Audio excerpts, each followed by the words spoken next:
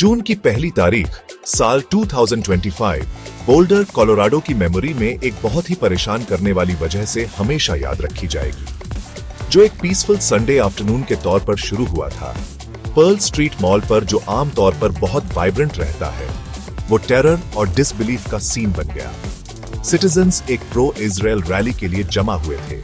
Event का नाम था run for their lives.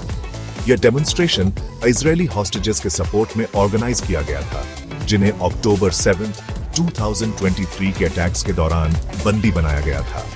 Boulder की जूइश कम्युनिटी में बहुतों के लिए यह हर हफ्ते होने वाला एक रिचुअल बन गया था, सपोर्ट दिखाने और उम्मीद जिंदा रखने के लिए एक सीरियस मीटिंग। असेंबली के पीसफुल इरादे और उसके बाद हुई वायलेंट डिसरप्शन के बीच का कंट्रास्ट इससे ज्यादा साफ नहीं हो सकता था, जिसने कम्युनिटी को अंदर तक हिला दिया।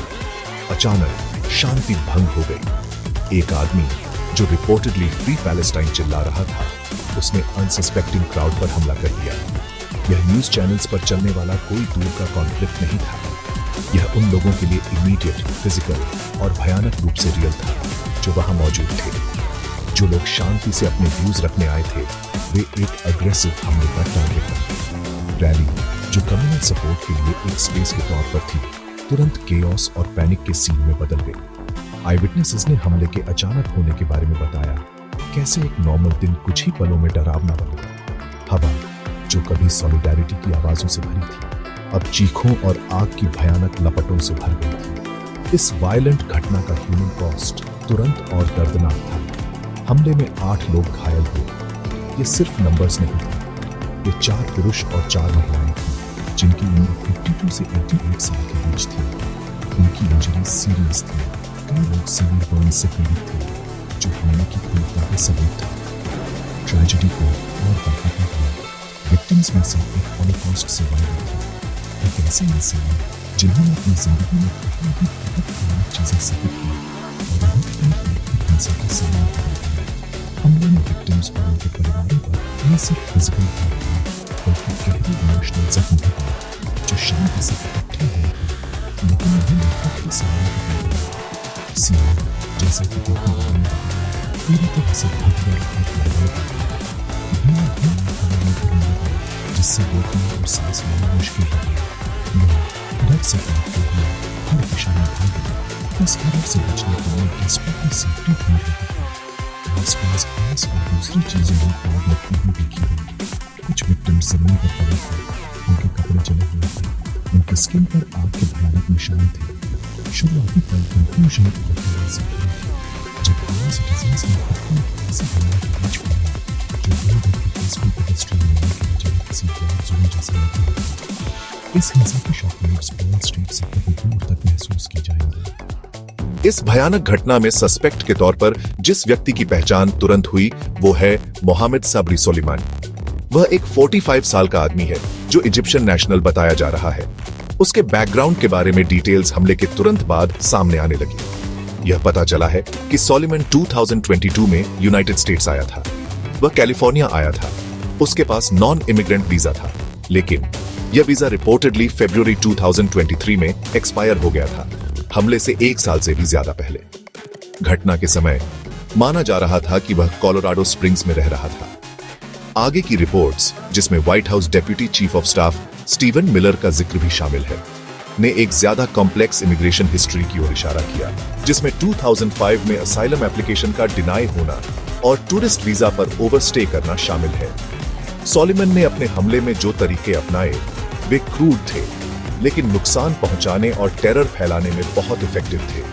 बताया जा रहा है कि उसने एक इम्प्रोवाइज्ड फ्लेम थ्रोवर का इस्तेमाल किया। इसके साथ ही उसने मोलोटोव कॉकटेल्स का इस्तेमाल किया, जो असल में फायर बॉम्ब्स होते हैं, और उसके पास दूसरे इंसेंडियरी डिवाइसेस भी पाए गए। यह आर्सेनल आग को हथियार के तौर पर इस्तेमाल करने का साफ इरादा दिखाता है, जो किसी के भी रास्ते में आने पर एक बहुत डरावनी बात है। ऐसे डिवाइसेस की तैयारी कुछ हद तक पहले से सोची समझी प्लानिंग का इशारा करती है कि यह हिंसा का कोई अचानक किया गया एक्ट नहीं, बल्कि रैली में आए लोगों को ज्यादा से ज्यादा नुकसान पहुंचाने और उनमें डर पैदा करने के लिए एक प्लान हमला। आई विटनेसेस ने हमले के दौरान सोलेमान के बारे में रोंगटे खड़े कर देने वाले डिस्क्रिप्शंस दिए। वह रिपोर्टेडली शर्टलेस था, एक डिटेल जिसने सीन को और भी अनसेटलिंग बना।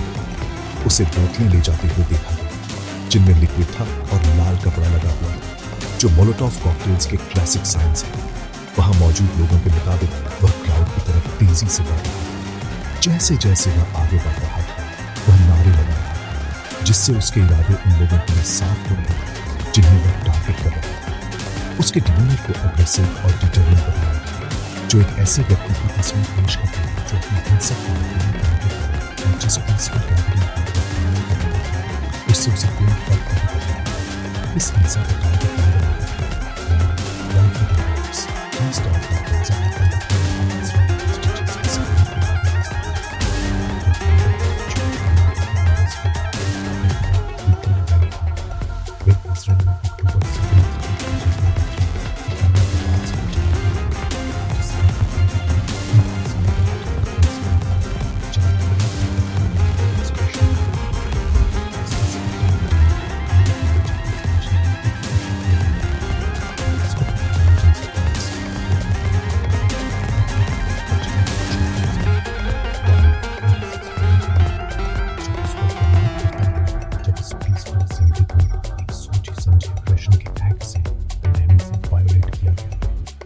फेडरल ब्यूरो ऑफ इन्वेस्टिगेशन यानी FBI, जो यूनाइटेड स्टेट्स की primary federal law enforcement agency है, तेजी से इस केस में शामिल हो गई।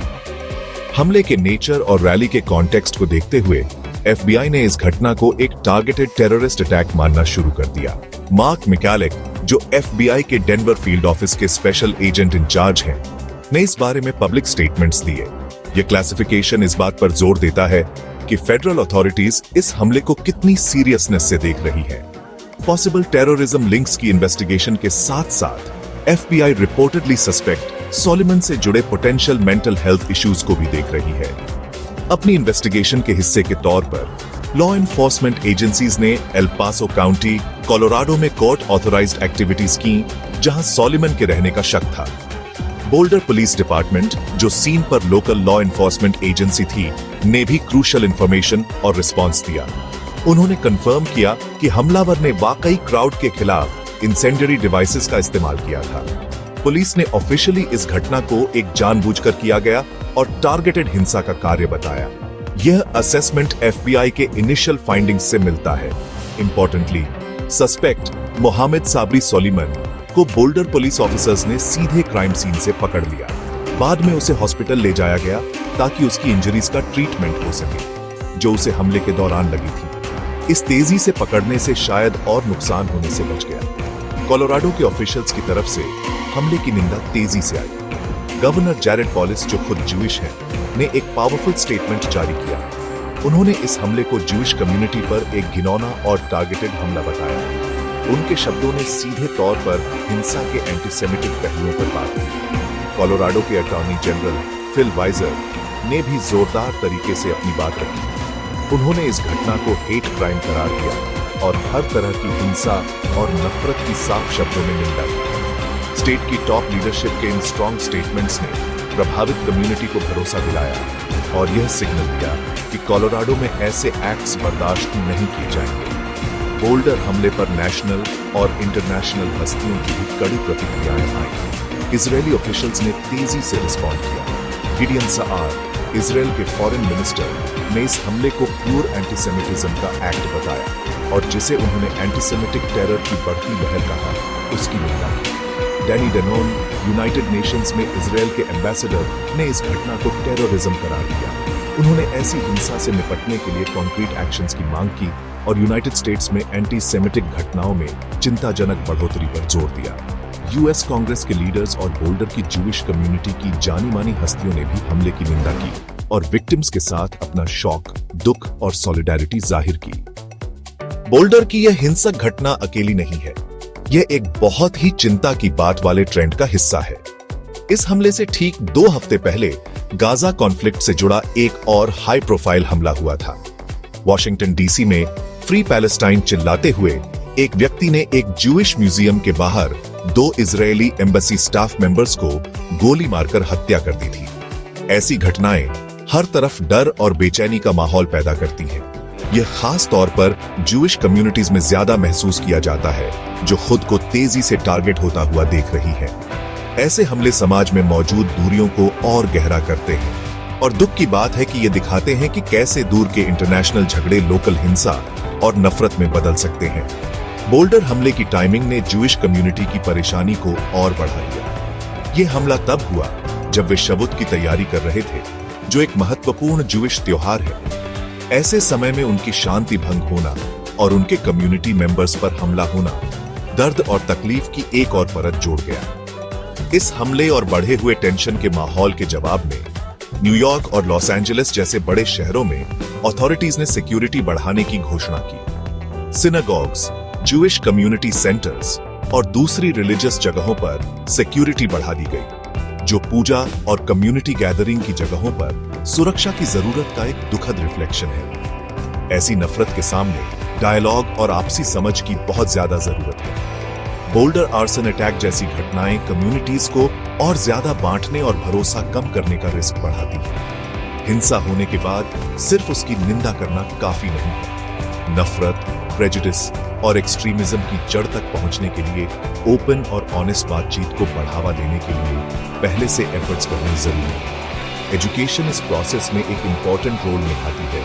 गलत इंफॉर्मेशन का मुकाबला करके, नफरत भरी सोच को चुनौती देकर और अलग अलग बैकग्राउंड्स के लोगों के बीच हमदर्दी और रिस्पेक्ट को बढ़ावा देकर हमें एक दूसरे को सुनना सीखना होगा। इस ट्रेजेडी से आगे बढ़ने का रास्ता यह है कि हम सब मिलकर हिंसा और नफरत के हर रूप को पूरी तरह से रिजेक्ट करें। कम्युनिटीज को एक साथ आना होगा, विक्टिम्स के साथ सपोर्ट में खड़ा होना होगा और शांति से साथ रहने के अपने वादे को दोहराना होगा।